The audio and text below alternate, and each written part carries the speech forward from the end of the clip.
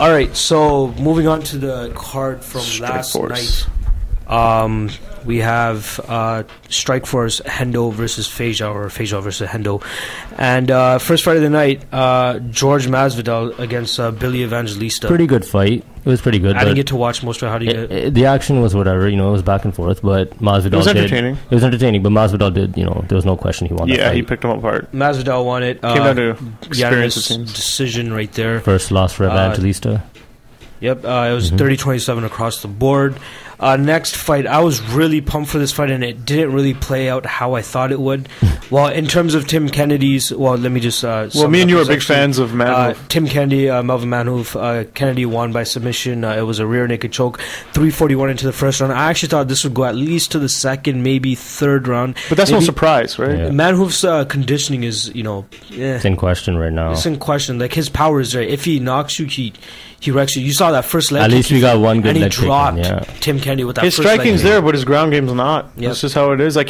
As soon as he got the fight to the ground, how many seconds before he submitted him? It was like less than a minute, I think. Before the fight, he even said that he put countless hours towards jiu-jitsu just for this fight. And it looked like he even put 1 hour. Nope. Yeah, he mounted him. He took his back. It was just, it was so easy. He just did it so. Kennedy got hit with that leg kick and said, "Nope, I'm going to the ground." Oh man, let's go. In my opinion, I thought the fight would have played out that they would have stood and banged for a bit, and Kennedy wouldn't have been able to take him down for the first round. And then second round, when Manhoef's a little bit more worn out, he would have got him down and just probably choked him out. But Manhoef, he did have good takedown defense. But as soon as the fight did get to the ground, he was lost. Yep. Third fight of the night, women's welterweight championship. What a fun fight. This is my first time actually watching a women's fight properly. Like, I've seen the Gina Carano, Chris Cyborg fight, and I've seen other fights as well. But this is my first women's fight that I watched thoroughly and actually, analyzed it and looked at it properly. This was Marlos Kunin, who was a champion, taking on Liz Carmouche. Kunin won 129 with a triangle choke in the fourth round. She pulled off an Anderson Silva-like victory, like I like to call it. It was an she was impressive getting pounded for the first few rounds, and then Carmouche had her in a full mount. She was raining down shots, but it didn't seem like they had the power behind them to actually knock her out. And that's one thing that Ariel Helwani actually weighed in about as well, in terms of she had the dominant position, but it didn't look like she was going to be able to knock her out. Yeah, it didn't seem like she was in jeopardy of that. And then she was actually in a tight guillotine choke in the third round. I thought she tapped. It looked like she was about to tap. She dropped, and she just got out of it and got into the full mount and just started raining down shots. Carmouche made a name for herself, though. Yeah, exactly. That was like a win-win situation for her. She's coming in on 2 weeks' notice, takes the champion all the way to the brink of defeat. And it was like a Chael Sonnen type of thing. He made a huge name for himself, even though he lost. Yeah. So but now for Conan, in her last two fights, it seems like she's been dominated and just pulls off submissions. She needs to really work on her stand-up, I think. What really surprised, and not just do submissions. What really surprised me is the fact that she took it on 2 weeks' notice. A lot of fighters do get 2 weeks' notice, 3 weeks' notice, like late dropouts and whatnot. But those are only 3-round fights. This is a 5-round championship fight. She went into the championship rounds and took the champ to task, and good on her, good job. Yeah, it was good. And they already announced that she's going to be fighting Miesha Tate next, who was the original opponent. So we'll see where Liz Carmouche goes from there. So moving on to the main event of the night, we have about 2 minutes. We got to make this quick. Rafael Feja Cavalcante taking on Dan Henderson. Henderson knocks him out in the third round. Actually, it was a TKO, 50 seconds into the third round. Caught him with the overhand right.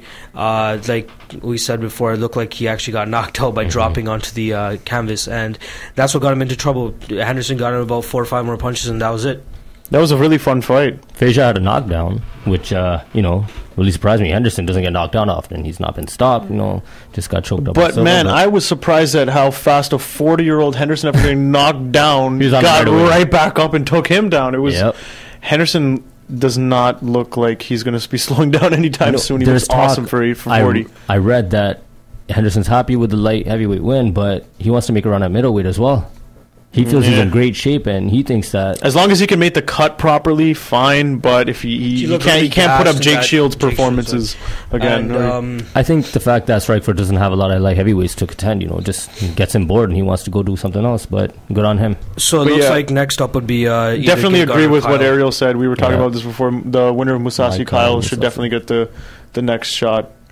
All right, so that was our review right there. We're running short on time. We stretched the Ariel awesome Helwani interviewed a little bit too much, and we apologize. You never get enough Ariel, man.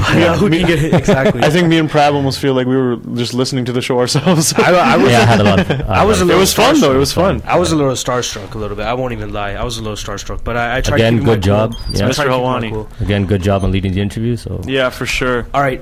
So I'm going to be back. Oh, actually, I will not be back this Wednesday, but we will be back next Sunday for another show. I'm trying to set up another interview with somebody else. I'm not going to say any names right now, so once we get there, we get there. But until then, we actually started a blog site. I'm going to be posting on my Facebook. We're going to be posting some stuff up on there. This interview and this show will be up on there for you guys to listen to again. I got the last bit of the last half of the Ariel interview because I actually forgot to start recording it at the beginning. But I got the last half right before we start talking about the happenings around the UFC and the MMA community. So, we'll see you guys again this Sunday, 7 p.m. to 8 p.m., hopefully with another interesting guest for you guys to listen to. And, until then.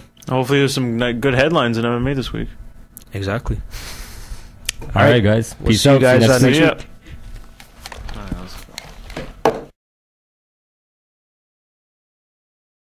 Don't be a fool. Only the cool kids listen to the riot.